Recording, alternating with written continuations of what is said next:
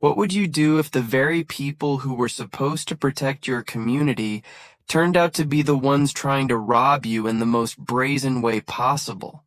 That's exactly the nightmare I faced when the HOA cut the seals on my power meter and tried to steal my electricity. And the excuse they gave me was laughable. They said they were just testing it and that I shouldn't interfere. But funny thing is, the only test that day was whether I would call the sheriff or take matters into my own hands. And as tempting as it was to handle things differently, I chose the law. But let me start from the very beginning.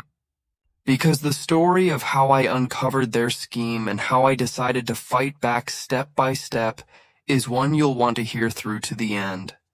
Especially if you've ever had a neighbor you didn't trust.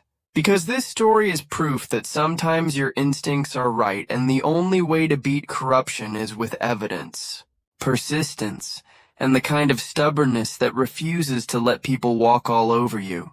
It began on an ordinary evening when I was sitting in my old leather chair, the one that's molded to me over decades, cleaning a piece of tack with the familiar smell of saddle soap filling the room, while Anna, my wife of over 30 years, was humming quietly in the kitchen to some old song on the radio, and the sky outside was fading into that bruised purple and orange you only see in the mountains at dusk, when suddenly the lights gave a tiny shudder, a dip so quick it could almost be dismissed as nothing.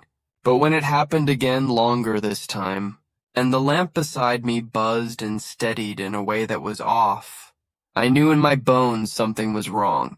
Because a man gets to know the heartbeat of his house. And this wasn't the hum of the refrigerator or the pull of the well pump. This was different. This was a problem. And when Anna came to the doorway, wiping her hands on a dish towel, the look on her face told me she felt it too. "David," she said evenly, "you feel that?"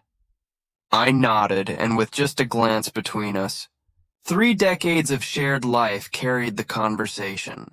Her eyes asking me what I thought it was, my look back saying I was going to find out. So I pushed myself up from the chair, my knees protesting a little. But my resolve steady, and I walked to the window, scanning the big utility pole by the road. Nothing looked wrong. No sparks, no smoke, everything steady out there. So I looked the other way toward our fence line, the old cedar posts and taut wire that marked the edge of our property, and beyond that the HOA common area and Claire Wilson's house, the one that always blazed with light like a runway because she loved to be seen. And sure enough, her lights were rock steady, glowing bright and strong, which meant the problem wasn't out on the grid, it was right here, on my land. I pulled on my mud-caked boots with purpose, told Anna I was going for a walk, and without a word she went to the closet and brought me my heavy flashlight, because she always knew what I needed before I asked. And I stepped out into the cool night air, the crickets tuning up their song, the beam of the flashlight slicing clean through the dusk as I started my inspection at the meter box, which looked normal enough.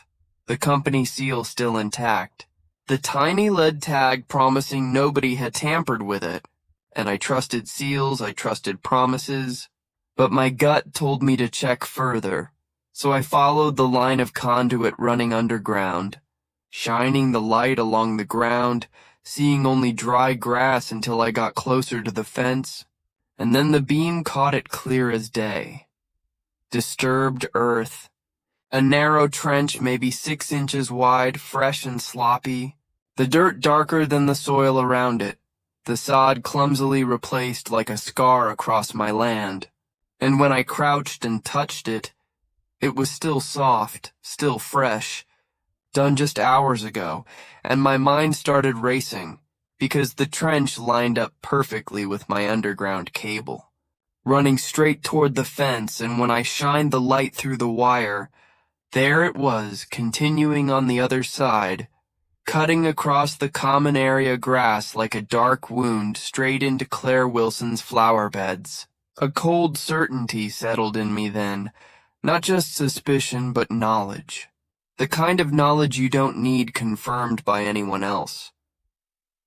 Someone was stealing my power, draining my life into their palace of rules and regulations, and they'd been stupid enough to leave a map pointing straight to their door. I turned off the flashlight and stood in the dark for a moment, looking back at my own house glowing warm and yellow, then at Claire's cold white blaze, and I knew deep in my bones that some of that light was mine, paid for by me, stolen from me, and the night suddenly felt colder, the crickets louder.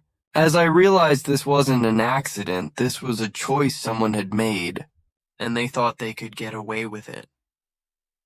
I walked back to the house with heavy steps, a clear purpose building in me. This wasn't going to be a yelling match across the fence or a complaint at some useless HOA meeting. This was going to be handled by the book, my book, the book of the law. When I opened the door, Anna was waiting, her face already set, already knowing. And when I told her to get her phone and start recording because we needed to document everything, she just nodded and did it because she was my rock. And together we began building the case brick by brick. I went to the breaker box in the garage, flipped the main breaker, silencing the house, locking the switch with a heavy-duty padlock so nobody could turn it back on without me, all while Anna filmed with the little red light glowing. And I made sure to state the time, the action, the chain of custody, because details mattered, evidence mattered. Then we went outside together, securing every outdoor outlet with lockable covers, filming each padlock clicking shut, showing intent, showing protection of property, each action another piece of the case we were stacking up against them. By the time we came back inside, the house dark except for our phones, it felt like camping in our own kitchen.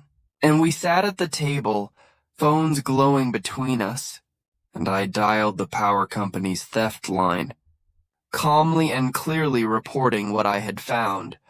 Every fact laid out. The flickering lights, the trench, the direction leading straight to Claire Wilson's property. And when the woman on the line asked if I had confronted my neighbor, I told her no because I don't deal with thieves. I deal with the law and with the company they're stealing from, and she understood. Gave me a case number, asked for all my video evidence, which Anna emailed immediately, while I called the sheriff's office next, reporting theft of services, trespassing, and property damage, because that trench was carved into my land. And the deputy took it seriously, gave me a report number, told me to leave the trench alone like a crime scene, and promised a deputy would swing by in the morning. By the time I hung up, I leaned back in the silence, knowing we had done everything right, followed every rule, secured every detail, and as Anna finally shut off her phone and said, "Well, that's that for tonight," I nodded. But inside me I knew it wasn't over, not by a long shot. Because the first move had been made, and they had no idea who they had just picked a fight with. And that fight was only beginning.